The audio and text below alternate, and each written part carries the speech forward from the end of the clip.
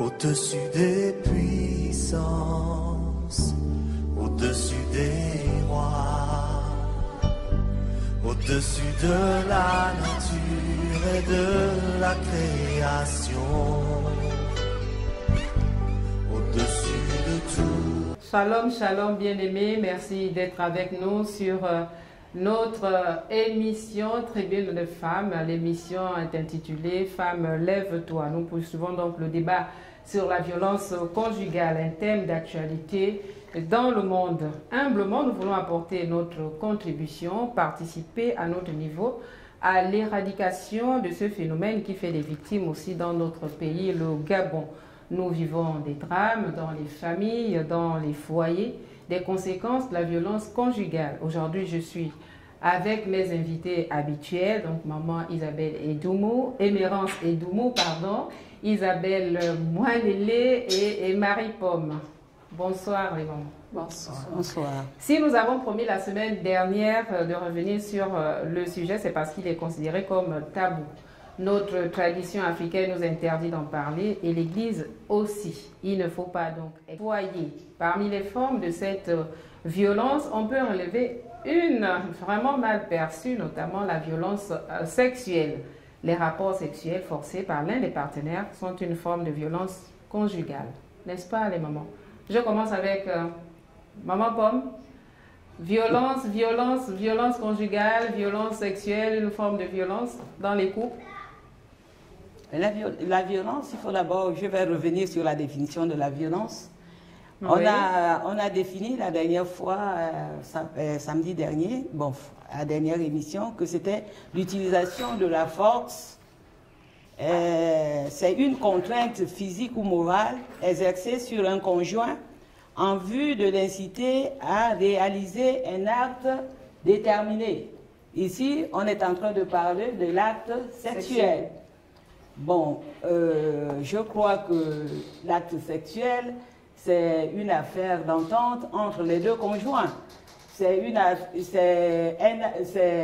une relation qui ne doit pas être forcée, ou bien l'un des conjoints doit se sentir mal. Parce que l'acte sexuel, c'est quelque chose qui se fait par amour. Et bon, il y a des partenaires qui peuvent vous demander, par exemple, de pratiquer je peux l'appeler la pénétration anale. Ça, tout de suite, je crois qu'il est mieux de dire à son conjoint que ça ne rentre pas dans mes valeurs et je ne veux pas. Je ne veux pas parce que, en principe, Dieu a prévu, même pas Dieu, normalement, il y a certains gestes sur le plan sexuel qu'on ne doit pas accepter. On ne doit pas accepter. Il y a certaines pratiques qui ne sont pas acceptables. Acceptables, par exemple, la pénétration anale. Vous n'allez pas l'accepter parce que votre mari, il faut être soumise, non?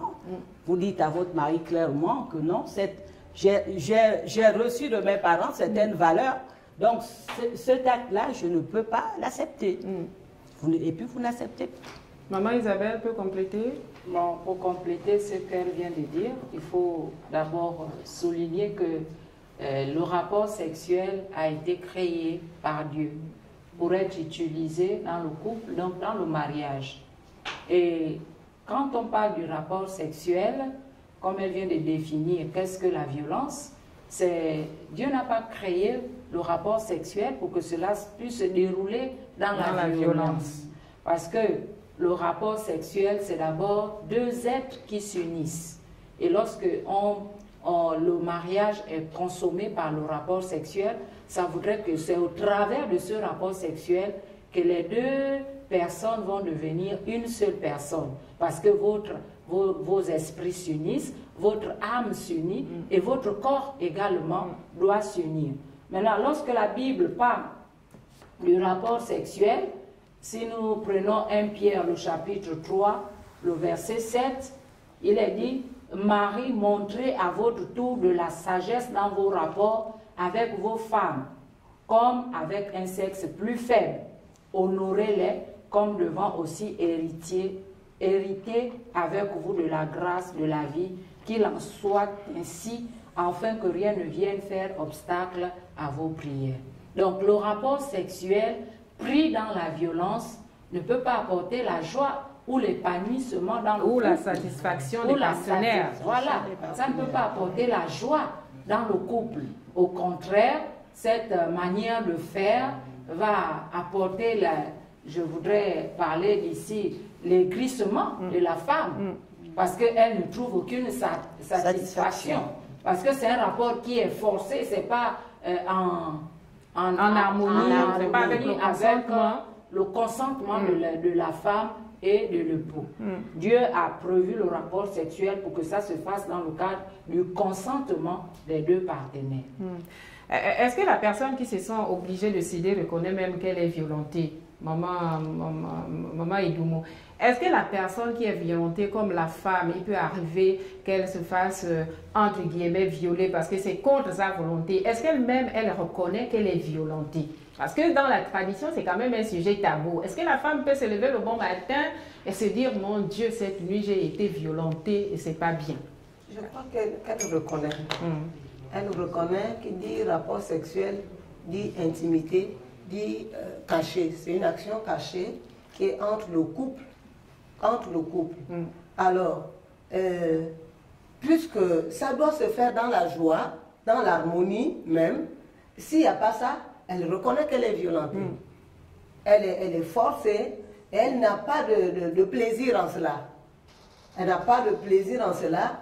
Elle ne sort pas là-bas avec une joie. Et normalement, c'est là où il y a la réconciliation dans le couple. Le rapport sexuel amène à la réconciliation. Le rapport sexuel amène, fait la joie dans le cœur de Dieu. Et nous, à l'église, on dit, c'est aussi bâtir l'autel à Dieu. C'est la louange à Dieu. Oui, mais ça c'est à l'église. Mais hors de l'église, je me demande si c'est l'autel qui est bâti. Non, Dieu honore même, la Bible dit que le mariage soit honoré par tous. Oui. Que ça soit à l'église, que ça soit dans le monde, Dieu est l'auteur toujours du mariage. Disons amen quand même. Amen, amen, oui. Si Dieu est l'auteur du mariage. Si c'est Maman Idoumo qui me demande de répondre amen, je vais répondre amen. Quand le couple sont dans des rapports sexuels, Dieu est content. Maintenant, quand c'est dans la colère, soyez-en sûrs que la femme arrive à faire une distinction entre les bons rapports et les mauvais rapports. Bon, je suis d'accord avec vous, Maman Idoumo, mais quelque part aussi dans la Bible, il est dit le corps de l'homme ne lui appartient plus, le corps de la femme ne lui appartient plus, donc il peut s'en servir quand il veut. Le monsieur, il arrive, ben écoute, quel que soit le temps, la durée, la norme, l'atmosphère, ben voilà, c'est son plat du soir. C'est vrai, la Bible dit dans 1 Corinthiens 7 que la femme n'a pas autorité sur son propre corps, mais c'est le mari. Et pareillement, le mari n'a pas autorité sur son propre corps, mais c'est la femme. Mais pas dans la violence. Mais c'est pour lui. Apparemment, la femme... Sinon, il vient comme un coq, et puis c'est satisfait, et après il me laisse là, et puis il y a quoi? Apparemment. C'est quoi la joie du couple? Si c'est son corps, comme vient de dire Maman Espérance, si c'est son corps, je pense qu'il traite son corps avec beaucoup de douceur. Même quand il ne peut pas prendre, par exemple, le gratte-marmite et aller se gratter sur la peau lorsqu'il se lave à la douche.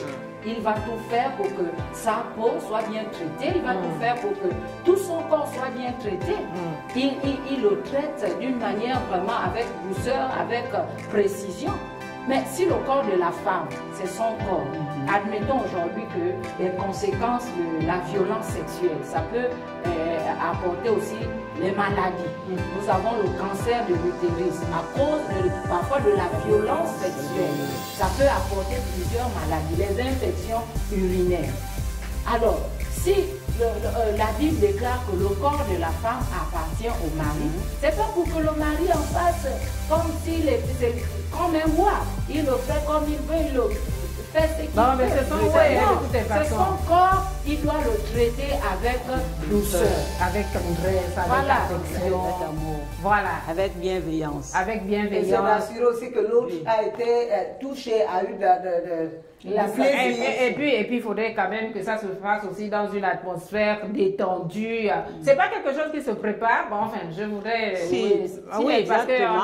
Parce que, pour revenir à la parole qui vient d'être lue, que le corps de la femme ne l'appartient, appartient au mari, vice-versa. Ça veut dire qu'ils deviennent une seule personne. Une seule personne. Donc, il doit traiter sa femme, puisqu'ils sont un. Ils sont un, donc c'est le même corps. Donc, il doit traiter sa femme avec amour, avec douceur, avec bienveillance. Avec bienveillance, parce que ça revient également à la parole qui dit « Aime ton prochain comme toi-même ». Tu ne peux pas violenter, tu ne peux pas te violenter toi-même. Tu ne peux pas exercer des actes agressifs sur toi-même. Tu ne peux pas commencer à te donner des coups de poing, commencer à... Mais non. Donc, vraiment, le milieu familial, vraiment, c'est un milieu qui doit être en harmonie, épanoui. Parce que nous avons aussi relevé que la cellule familiale est la cellule de base. Donc, c'est en ce moment-là où nous devons enseigner à nos enfants. Parce que nos enfants, ce sont les futurs maris de demain. Nous devons les enseigner les bonnes manières, pratiques. Nous devons éviter, par exemple, quand ils sont à la télévision, suivre les films où il y a la violence, il y a la guerre. Tout ça, là, il faut éviter ça. Il faut que nous, les parents... Et puis reconnaître que ce qui se passe à la télé ou dans des films est une mise en scène. Ce n'est pas forcément ce qui devrait se faire. Mais généralement, nos enfants ne connaissent pas que c'est la mise en scène. Ils se disent que c'est des habitudes qu'ils doivent pratiquer. Donc c'est à nous, en tant que parents, de ramener ou bien même de supprimer ou bien même de limiter toutes ces choses-là. Parce que est-ce que c'est important d'introduire l'éducation sexuelle dans nos familles africaines? Est-ce que c'est important par les temps qui courent face à tout ce qui se vit? Est-ce que c'est important aujourd'hui? Parce que ce sont toujours des sujets tabous. Hein? Oui, ce sont toujours des sujets tabous, comme tu viens de l'évoquer tout à l'heure en disant est-ce qu'un rapport sexuel se prépare? Un rapport sexuel, normalement, doit se préparer.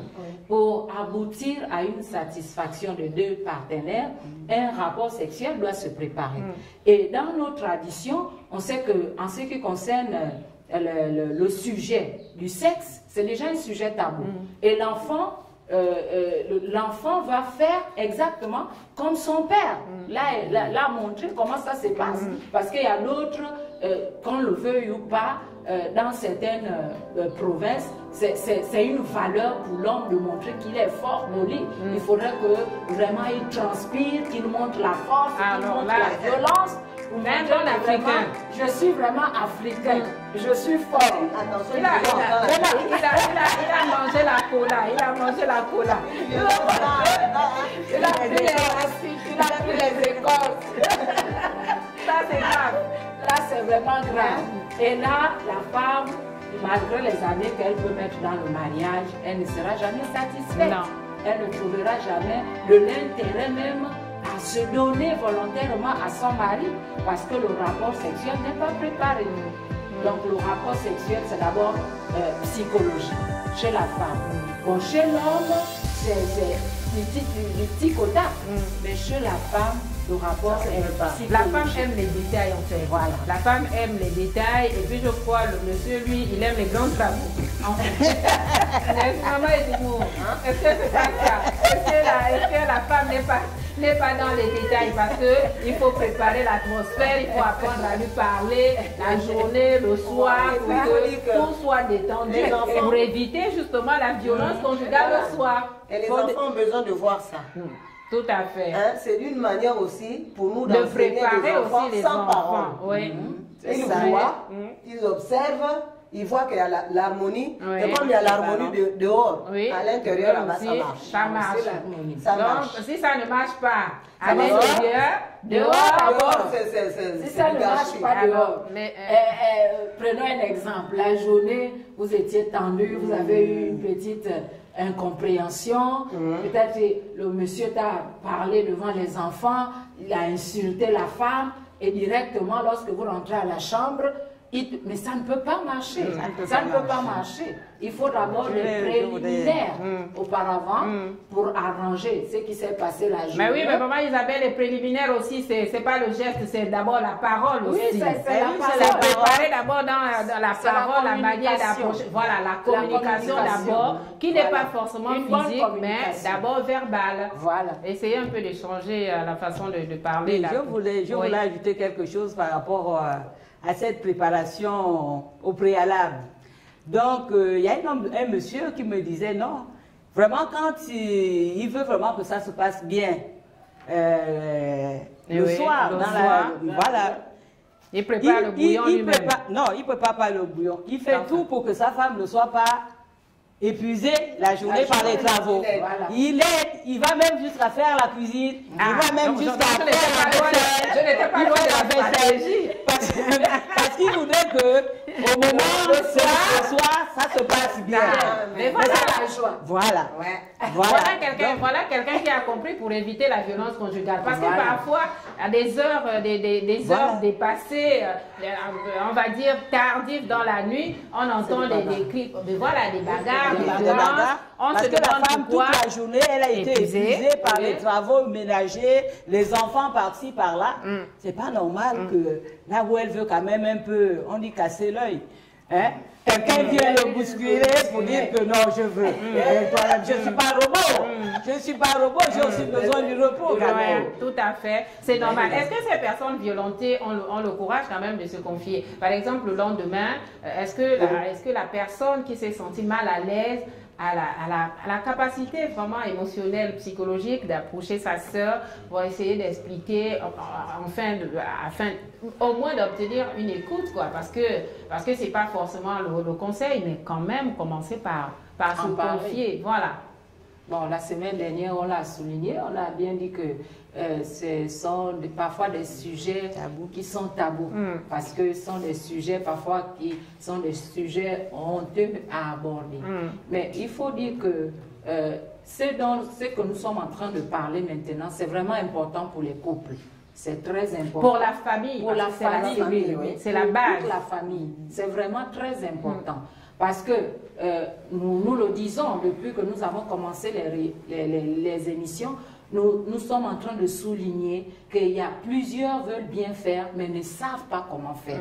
Là, nous avons abordé, par exemple, le problème d'un Africain qui veut montrer la force au lit. Mais s'il n'est pas enseigné, comment ça se passe? Parce que c'est toute une éducation même dans le domaine sexuel. C'est un enseignement, ce sont des enseignements qu'il doit recevoir, son épouse et lui. Mais si déjà, vous ne vous confiez pas, déjà à l'église, nous avons des départements famille qui sont là, qui traitent de tels sujets pour montrer comment ça se passe, comment il faut prendre ta femme, comment la femme aussi doit se comporter vis-à-vis de son mari. Et aussi, nous avons, par exemple, des psychologues qui sont là, qui peuvent traiter de tels sujets.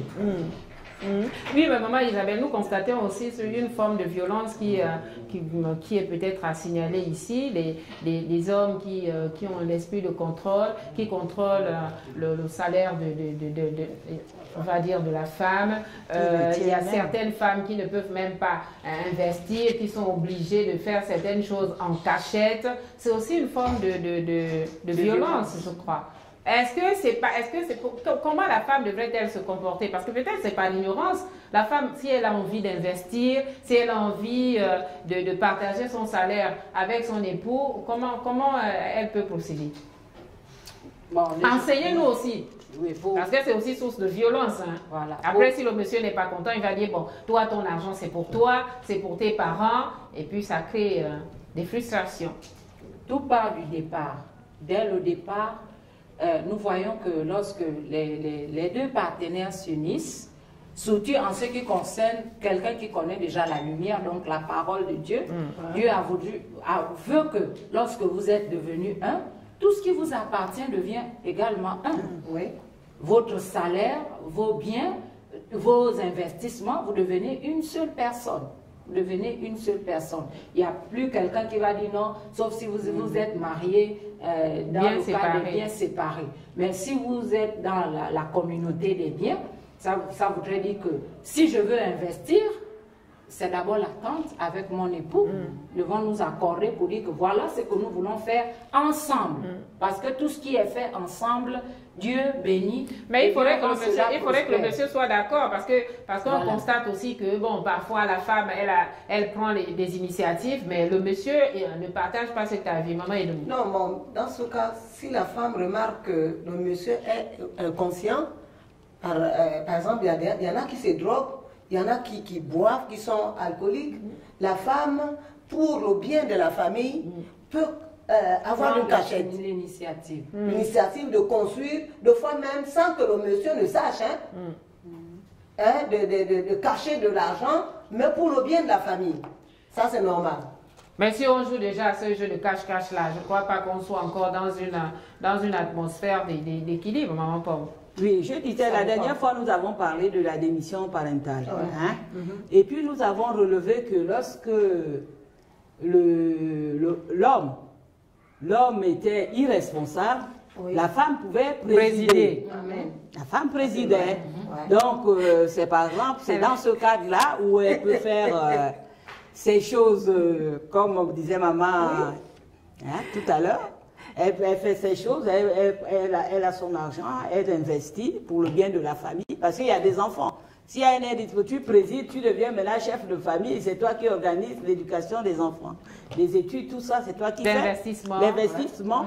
Donc, tu es obligé de prendre ton salaire et investir mais une femme qui préside, elle n'est pas à son poste. Hein. Une femme qui préside, elle n'est pas à son poste, parce que ça peut aussi être une source de violence conjugale. Ça peut être une source de violence. Ça crée des équilibres. Le mari découvre que vous êtes en train d'investir et là en cachette, ça peut, si ce sont des hommes qui veulent montrer leur ego, ça va pousser à la violence. Ça va pousser à la violence. Mais quand elle le fait, si l'homme est irresponsable, si elle décide de présider, par exemple en ce qui concerne la gestion des biens familiales pour le bien-être de la famille, il faudrait toujours que le mari soit informé. Au-delà de... Mais oui, il va être informé. Mais il faudrait que le mari aussi soit peut-être assez humble pour reconnaître qu'il est dans l'incapacité de le faire et puis tomber d'accord avec son épouse. Et il y a des maris qui plus tard remercient leur épouse, Plus tard, lorsqu'il ouvre les yeux, il était comme dans le sommeil. Il dit, mais waouh! Et là, il remercie l'épouse d'avoir vraiment géré, parce que peut-être il y a d'autres, il a 50 ans et il se marie à cet âge, mais il n'a jamais construit.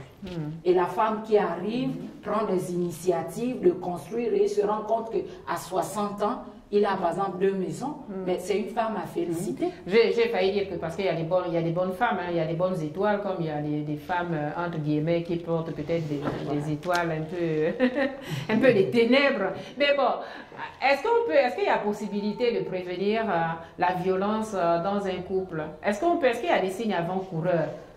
Oui, moi je peux relever quelques signes avant-coureurs, avant que ça ne soit vraiment un stade où vraiment il y a... L'ambiance familiale est tendue. Il faudrait d'abord la communication. Il faudrait la communication, donc une prospection. Donc se remettre faire un examen de conscience. Parce que quand vous commencez votre vie conjugale, ça se passe bien, il y a de l'harmonie. C'est maintenant un certain moment où les violences se multiplient. Donc, à un moment donné, avec ton partenaire, donc cette première étape, c'est une étape de communication. C'est comme si communication. Vous communiquez. Vous allez vous demander qu'est-ce qui n'a pas marché. Ça s'est gâté à quel niveau? Et tous les deux, c'est dans une ambiance de communication. Vous vous asseyez. Vous voyez, non, nous remarquons qu'à un certain moment, vraiment les violences, ça se répète, il y a comme s'il y avait quelque chose. Donc vous vous posez la question de savoir qu'est-ce qui n'a pas marché, ça s'est gaspillé, comment, est-ce qu'il y a une possibilité d'arranger? Où nous sommes tombés. Voilà, où nous sommes tombés. Maman Isabelle. Bon, je voudrais ajouter... Ça c'est la communication, c'est comment on appelle ça, une solution. C'est une solution, Oui, la début. communication. Oui. C'est faire le point Voilà. après avoir constaté qu'il y a Qu'il y a- des lieux voilà. de violence. Voilà. Mais je dis, quand vous commencez signes précurseurs voilà, de la avant-coureurs de la violence violence conjugale. de la Parce que violence comment conjugale. identifier un homme violent, par exemple, quand vous commencez, ou une femme Une relation. violente. Voilà, Voilà, une lorsque relation. quand vous commencez une relation, c'est dès le début, vous allez remarquer dans sa manière de vous adresser la parole. Vous allez remarquer que, par exemple, lorsque vous êtes avec un ami, par exemple un collègue, vous allez remarquer comment il se met en colère, comment il vous traite. Vous allez déjà remarquer que, ce monsieur-là, on dirait qu'il y a un danger d'être avec ce monsieur. La manière dont il vous parle, lorsque vous êtes, par exemple, accompagné de quelqu'un d'autre, quand il vous adresse la parole, quel est son langage? Il s'emballe. Voilà, quel est son langage? Ainsi, c'est son langage d'amour. C'est un langage de colère qui montre déjà la violence, il vous insulte, il vous... les paroles. En fait, nos enfants, nos jeunes filles qui disent non, moi, il y a quelqu'un qui m'a raconté une histoire, une jeune fille qui est avec le copain lui bastonne tous les jours. Le copain lui bastonne, elle revient à la Mais elle maison. a dit si elle n'est pas bastonnée, elle ne se sent pas aimée. Voilà. Quelques semaines plus tard, elle repart encore chez le même monsieur. Finalement, l'autre lui donne le conseil que tu vas revenir un jour dans le cercueil, dans la maison familiale. Parce que tu n'arrives pas à mesurer que cet homme-là, il est déjà violent. Il montre déjà sa violence, il ne cache pas, il est violent. Donc, c'est les signes précurseurs de la violence, c'est dès le début. Tu peux déjà remarquer par son attitude, par ses paroles, que cet homme est un homme violent. Mais si vous avez déjà cédé dès le début, Maman Edemo, si quand vous avez déjà accepté tout ce que l'homme fait, il vous demande de rentrer avant 18h, vous êtes là, il vous demande de ne pas mettre les mèches à la tête, vous cédez, il vous demande, voilà, tout vous êtes d'accord. Après un moment, vous vous rendez compte que, non, là je commence à étouffer, ce n'est pas la bonne chose. Est-ce que il y a possibilité de faire marche arrière ou bien c'est une forme de rébellion? Vous allez vous révolter ou bien vous allez vous dire tout de suite non, c'est pas un bon choix pour moi? Moi, je crois que c'est dès le début, quand vous venez de commencer, s'il te dit que je n'aime pas les mèches et que toi aussi tu acceptes ça, bon, tu restes comme ça. Hein. Tu vas rester jusqu'à la fin sans mettre les mèches. Parce que le jour que tu vas mettre, ce serait la violence. Il va risque de taper sur toi. S'il dit que moi je vais manger à midi, il faut qu'à midi, que la nourriture soit prête. Et sinon, ben, ce serait la violence. Donc c'est dès le début. Vous étudiez, tu sais que mon mari, tu essaies d'étudier son caractère. Chez nous, on dit que pour vivre avec la personne, il faut connaître son caractère. Tu sais que mon mari est comme ça, il n'aime pas manger la nourriture chaude. Alors, il faut préparer 1 heure avant qu'il n'arrive. Et puis, voilà. Et vous tombez d'accord. Vous tombez d'accord, et puis ça t'épargne d'être violenté. Est-ce que quand on constate qu'il est violent, on peut tout de suite plier bagage, Madame Pomme? Est-ce qu'il faut aller, quelle est la solution finalement quand on fait face à cette violence? L'une des solutions, c'est quoi? Ou solution parmi tant d'autres? Oui, je vous ai d'abord donné la solution qui concerne la communication. La communication. Oui. Mais il y a également des services qui sont là pour des organismes. Il y a même le SAMU social qui régule ces affaires de violence conjugale. Vous appelez au 14 88. Tu sais que Dieu te demande de ne pas exercer la violence sur ta femme et tu ne le fais pas. Craigne Dieu. C'est ça le problème. Parce que ces choses, on les retrouve dans les églises. Mais est-ce qu'ils craignent Dieu? Mais retenons aussi qu'il y a des femmes qui violentent. Oui, c'est vice versa. On a fait le pourcentage. On est plus 10%. Les hommes, ils ne sont que 10%. Qu'ils aient aussi le courage. Mais il y a des femmes, on a parlé de réactions sexuelles la dernière fois, parce qu'il y a des hommes qui se plaignent aussi qu'il y a des femmes qui aiment être violentées avant d'avoir les rapports sexuels. Ouais. Ça aussi, elles sont malades. Ah oui, mais il y a aussi des femmes qui apprécient peut-être comme un traitement de palu matin, midi, soir, mais le pauvre monsieur, il sera épuisé. Maman Isabelle, est-ce que quand on fait face à la violence, est-ce que c'est mieux de repartir dans la famille, la cellule familiale pour demander conseil? Est-ce que c'est toujours bien de repartir voilà. Bon, nous l'avons peut-être souligné la semaine dernière. Et nous avons parlé déjà, comme venait de dire Madame Pomme, de la communication, parce que ce sont des sujets tabous, on ne veut pas en parler, et lorsqu'on en parle, parfois c'est trop tard, comme le cas que nous avons suivi à la télévision la fois dernière, l'étudiant de 5e année de médecine. Lorsqu'on découvre, c'est vraiment trop tard. On n'a jamais su que le mari battait sa femme, que la femme ou la femme battait son mari, parce que c'était caché, ce sont des choses honteuses à en parler. Mais je pense que en parler, c'est déjà une fumée qui montre que là, vraiment, il y a quelque chose. Je bats mon enfant lorsque je veux le corriger. J'ai dit, je lui ai donné le conseil en disant que là, c'était plus lui-même. Ce sont des esprits qui prennent, qui prennent possession de la personne et qui peuvent l'amener à commettre vraiment des choses qu'il n'a jamais imaginé qu'il pouvait les commettre. Donc là aussi, c'est une manière d'inviter ceux qui traversent de telles situations, de s'approcher des personnes aguerries. Et les personnes aguerries, c'est ceux qui tiennent la parole de Dieu, qui peuvent montrer la lumière de cette parole. Pour conclure, Madame Pomme. Oui, je disais également que... 30 secondes, 30 secondes. Oui, je voudrais également attirer l'attention du voisinage. Par rapport au... Par exemple, si vous avez un voisin, ou par exemple l'étudiant de 5e année de médecine, les voisins ont témoigné. Ils ont dit qu'il avait l'habitude de frapper sur la jeune fille. La jeune fille. Bon, les voisins, vous avez également le SAMU qui est là. Lorsque vous remarquez que il y a un couple qui est tout le temps dans une ambiance tendue avec les violences, les bagarres, tout ça là, parce que quelquefois ça fait du bruit, parce que s'il y a des enfants dans la maison, les enfants peuvent même pleurer parce que les parents sont en train de se battre. Donc vous appelez le SAMU, ils viendront. C'est dans le but de sauver des vies. Hein. Oui, voilà, sauver des vies. Vous appelez. Dans le but de donc sauver les voisins également, nous en tant que voisins, nous avons cette responsabilité de sauver les vies. Parce que nous devons aimer notre prochain comme nous-mêmes. En tant que parents aussi. Voilà. Donc, ne laissons pas, le SAMU est là, vous appelez au 1488, ils viendront et puis ils vont prendre soin de ces personnes-là, de ce foyer. Baba Edoumou, pour conclure, on va y aller 30 secondes. Nous disons que ce sont, comme maman a souligné, que ce sont des problèmes qu'on rencontre aussi dans les églises. Je viens inviter tous ceux qui sont dans les églises et qui passent par des violences sexuelles. C'est pas tabou, hein? Ça peut arriver, c'est pas tabou. Conjugal. Mais voilà, c'est pas parce qu'on est à l'église qu'on ne peut pas être parce qu'il y a des départements qui sont là, l'église est bien organisée, il y a des gens qui sont là qui peuvent traiter de tels sujets et prier pour ça. Et donc je les invite à se confier à des personnes appropriées dans l'église. Merci Maman Edoumou.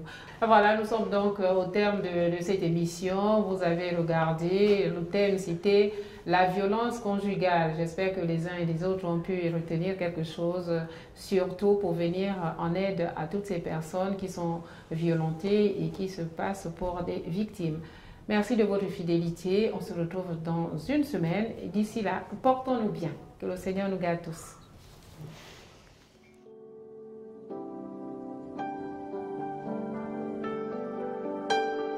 Au-dessus des puissances, au-dessus des rois, au-dessus de la nature et de la création, au-dessus de tout.